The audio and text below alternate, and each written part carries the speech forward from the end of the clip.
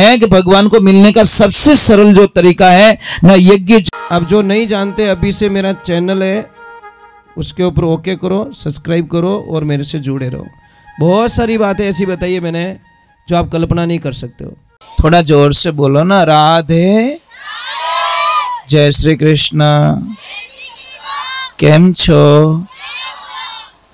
अहिया गुजराती वधारे हाले ना। हमने हूँ क्या गयो तो आ बाजू तो गाड़ी में बधा ज बैठे बैठे गुजराती में ज बोले। मैं केम केम बोले तो पूछ्યું तो कि अहिया गुजराती वधारे हाले। बधाने खबर पड़े ने गुजरात में पड़े ना, तो बोली हकू। हाँ, कम तमारा बॉर्डर से ना अहिया नजीक में એટલે હાલ છે મારવાડી ચાલશે અને ગુજરાતી ચાલશે અને બે ચાલશે, વાંધો નહીં। મને જે जैसी आएगी मैं बोलूँगा, जब मैं ज़्यादा हिंदी में बात करता हूँ मैं। तो एक बात का ध्यान रखें कि हमेशा आप सत्संग में आए हो ना, तो एक तो एकदम फ्री माइंड हो के आओ। एक चीज़ है, आपकी मेमोरीज में अगर कोई गाना आप डाउनलोड कराना चाहते हो तो मेमोरी खाली होगी तो ही होगा ना। अब मेमोरी ऑलरेडी बोल रही कि मैं फुल हो गई हूँ, मुझे मैं एक्सेप्ट नहीं कर सकती, तो ये क्या कर कर अब कहीं करे, मटको भरियोड़ा में भरो तो पानी नीचे ही पड़ना है। तो आप लोगों से वंदना है, आप लोग इतने लोग पधारे, मैं आप सबको प्रणाम करता हूँ और मैं आपको धन्यवाद देता हूँ कि अभी लाइट चली गई, थोड़ी असुविधा भी हुई, तो भी आप लोगों ने मतलब बहुत ही अच्छी व्यवस्था बना के रखी। कहीं से किसी ने भी आवाज़ करना या व्यवस्था बिगाड़ना ये करना बिल्कुल आप लोगों ने नहीं किया। यही आपकी महानता का परिचय है, ये आपके संस्कार है।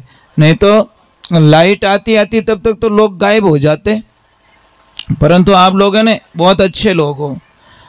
अब एक बात का ध्यान रखें, कोई शंका होती है नहीं, वो सत्संग में निकलती है। तो सत्संग चल रही है, कथा चल रही है, आप ये बताओ मुझे सत्संग क्यों करवाते हो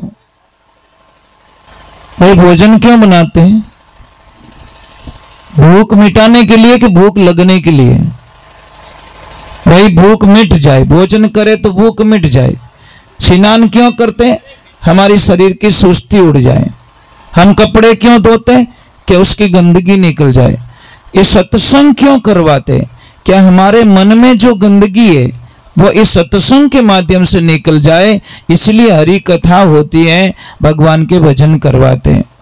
तो देखिए, हम जब भगवान की भक्ति करते हैं तो कई प्रश्न होते हैं। किसी ने आके पूछा कि महाराज जी, भगवान से मिलने के लिए क्या नित्य स्नान करना जरूरी है?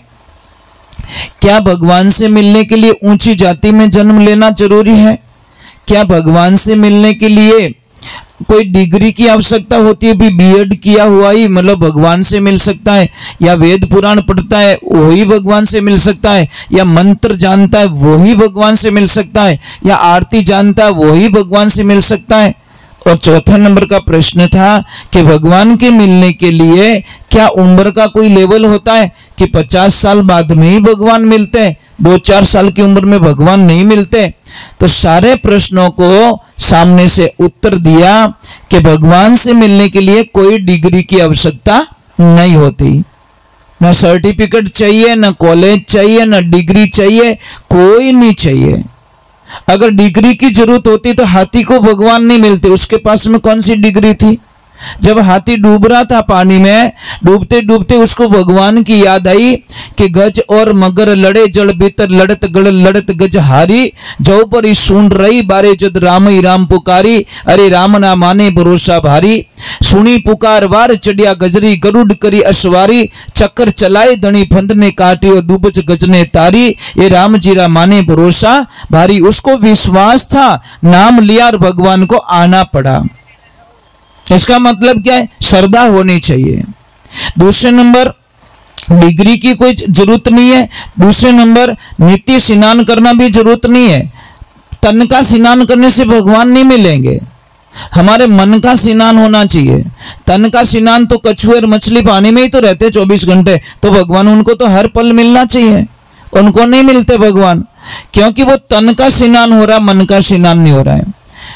तो तीसरे नंबर की बात बताई, ऊंची जाति में जन्म लेना जरूरी है। वो भी शास्त्र ने खंडित कर दिया कि नहीं, ऊंची जाति में जन्म लेना भी कोई जरूरत नहीं है, क्योंकि भगवान ने वेद पुराणों के अनुसार जातियां बनाई नहीं। पहले बात हो, गोत्र बनाई थी, जातियां नहीं बनाई। समझ में आई नहीं? गोत्र उसका वंश बनाया था, वर्ण 4 बनाए थे, क्षत्रिय, ब्राह्मण, क्षत्रिय, वैश्य, शूद्र, ये 4 वर्ण बनाए थे भगवान ने, जातियां नहीं बनाई थी। ये तो हम जैसे जैसे आगे बढ़े, जैसे जैसे हमारे पंथ पढ़ते गए, भाई ये देखिए आप, ये पेड़ को देखिए, इससे बड़ी शिक्षा ले सकते हो कि ये पेड़ है एक, परंतु इसमें जैसे डाला निकल गया तो उसमें पतली शाखाएं निकल गई, ये निकला, ऐसे करके संसार बना हुआ है। पेड़ को देखते ही आपको ज्ञान हो जाएगा कि ब्रह्मांड ऐसे ही बना हुआ है। तो आपको जाति का भी कोई लेवल नहीं है। अगर जाति का लेवल होता तो सबरी मैया के झूठे बेर भगवान नहीं खाते। अगर जाति का कोई होता ऊंच नीच का तो सबरी मैया के झूठे बेर भगवान नहीं खाते। और चौथे नंबर की बात बताई, उम्र का कोई लेवल, मतलब 50 साल बाद में, 70 साल बाद में, 80 साल बाद में भगवान की भक्ति कर सकते हैं, तो वहां पे भी वापस मना किया गया। उम्र का कोई लेवल नहीं होता। ध्रुव जी महाराज ने 4 साल की उम्र में भगवान को पा लिया। कितनी उम्र में? 4 साल की उम्र में। ज्यादा उम्र नहीं थी उनकी। 4 साल की उम्र में भगवान से ऐसी रटन लगी, ऐसी रटन लगी, ऐसी रटन लगी, और नारद जी जैसे गुरुदेव मिले और उनको भगवान से मिला दिया। तो एक ध्यान रखे, ये सारा बोझ निकाल दीजिए। तो 5वां प्रश्न था, तो पछे भगवान ने किकर मिल सका, भगवान को कैसे मिल सकते हैं, कोई सरल रास्ता बताओ। तो ब्रह्मांड में, शास्त्रों में 4 वेद, 6 शास्त्र, 17 पुराण, 18वां श्री भागवत कथा, इस सब में बोला गया है कि भगवान को मिलने का सबसे सरल जो तरीका है, न यज्ञ जरूरी है, न जप जरूरी, न तप जरूरी, न माला मंत्र जरूरी, सिर्फ जरूरत है तो प्रेम, सिर्फ प्रेम। और प्रेम बिना भगवान कभी मिलने वाले नहीं है। इसलिए कहा कि राम नाम सबको रटे ठग ठाकुर ने चोर, अरे बिना प्रेम रिंजे नहीं वो नागर नंद किशोर। और जब तक भगवान से प्रेम नहीं होगा, और वेद पुराणों में भी कहा गया है कि पोती पढ़ पढ़ जग मुआ पंडित भयानी कोई, अरे 2.5 अक्षर प्रेम के सो पढ़े सो पंडित होय। जब तक 2.5 अक्षर हमको समझ में नहीं आएगा, 2.5 अक्षर कौन से? कृष्ण 2.5 अक्षर, राम 2.5 अक्षर, शिव 2.5 अक्षर, शक्ति के 2.5 अक्षर, माता के 2.5 अक्षर, पिता के 2.5 अक्षर, ये जब तक हमको समझ में नहीं आएगा, यानी दोस्त का 2.5 अक्षर, शत्रु का 2.5 अक्षर, जन्म का 2.5 अक्षर, मृत्यु का 2.5 अक्षर, जब तक ये अक्षर समझ में नहीं आएंगे तब तक हम भगवान को, शास्त्र के 2.5 अक्षर, शस्त्र के 2.5 अक्षर, है ना, तो ये चीज समझ में आनी चाहिए। 2.5 से बाहर दुनिया है ही नहीं। पहले बात तो हम ढूंढते फिर रहे फालतू के लपड़े। तो आप लोगों से मेरी वंदना है, आप लोग बहुत अच्छे हो, बहुत अच्छे नहीं, आप भगवान को मानते हो? माता जी को कौन कौन मानते हो? ऊपर हाथ करो, मानते हो? देखो इतने हाथ ऊपर हुआ, अभी भैंस पानी में जाएगी देखना। इतने हाथ ऊपर हुए, सच में माता जी को मानते हो? तो जो जो शास्त्र में लिखा है, जो माता जी को मानता है वो अपनी पत्नी को कभी गाली गलौज नहीं देता, अपनी पत्नी का कभी अपमान नहीं करता, अपनी माँ के सामने ऊंची आवाज में बात नहीं करता, अपनी बहन को डांटता नहीं है, और अपनी बेटी को कभी भी गलत शब्दों का प्रयोग करके नहीं बुलाता। जो माताजी से सच में माताजी को मानते हैं, क्योंकि ये सब बैठी है मातृशक्ति, ये आदि भवनी शक्ति का ही रूप है और ये शिव का रूप है, ये ध्यान रखें। तो जो भी माताजी को मानते हो, आज से सौगन खा लो कि मैं मेरी पत्नी को कभी गाली गलौज नहीं करूंगा, मैं मेरी पत्नी का कभी अपमान नहीं करूंगा, मैं मेरी बहन का अपमान नहीं करूंगा, मैं मेरी माँ का अपमान नहीं करूंगा, मैं मेरी भाभीसा का अपमान नहीं करूंगा, ये सारी चीजें, बेटी का अपमान नहीं करूंगा। अगर आपने स्त्री जाति का सम्मान कर दिया तो फिर माँ जगदम्बा का सम्मान है, और अगर उनका सम्मान नहीं करते हो तो फिर माता जी की पूजा करने का कोई अर्थ नहीं है। शास्त्रों में तो यही बताया गया भाई। फिर भी देखो कई लोग तो यहाँ बड़े शांति से बैठे हैं, ऐसे बैठे बड़े शांति से, और घर पे जाके बम के बम फोड़ते हैं। ये महाराज ये कौन सा जीवन है? कौन सा जीवन है भाई? बाहर भीतर एक है, घर खोजो मेरे भाई, कहवे कबीर सा धर्मी दास ने जोगी थारा गटरे माई, कोई बताओ जोगी आवता जाने लाख बताई, जो कि मेरा मित्र कुण देखिया मेरे भाई। कहते हैं कि तुम जैसे यहाँ पे दिख रहे हो, मंदिर में जाओ कितना भोला बनो, एकदम यूं भोला इतनी मस्त मस्त बातें करे। मंदिर में कदी गालियां बोलो ना मूंड बने तो कदी बोलो क्यों? मंदिर है, इसका मतलब आप सोचते हो मंदिर में ही भगवान है। आपके घर पे भगवान नहीं है क्या? वहां पे डर नहीं लगता? तस्वीर तो वहां पे भी है, मूर्ति वहां पे भी है। तो जितना यहां पे डरते हो भगवान से, उतना घर पे भी तो डरो भाई। वहां पे भी तो माता जी बैठे, वहां पे भी शिव जी बैठे, वहां पे भी तो रामदेव जी की तस्वीर लगा के रखी हो आपने, वहां पे भी तो कृष्ण की तस्वीर लगा के। वो उस भगवान से क्यों नहीं डरते आप घर के भगवान से? वह तो रोज का दोस्त है ना, फ्रेंड है ना, चलता है उसके सामने तो चलता है।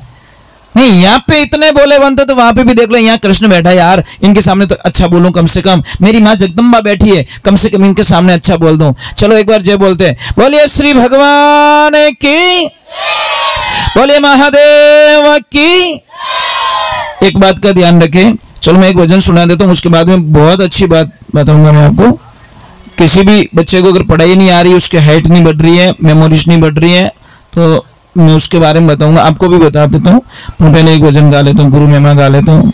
पर एक चीज अच्छी नहीं लगी महाराज, बच्चों ने तो अपना वचन निभाया कम से कम, ये तो नाचे, पर ये बड़े बड़ों को पता नहीं क्या हो गया है। हो सकता है पुराने जमाने की गाड़ियां धक्का स्टार्ट ही होती है, ये लायला पावर स्टीयरिंग है ना, ये कहीं लाइट वाली गाड़ियां जो पट चालू हो जाए।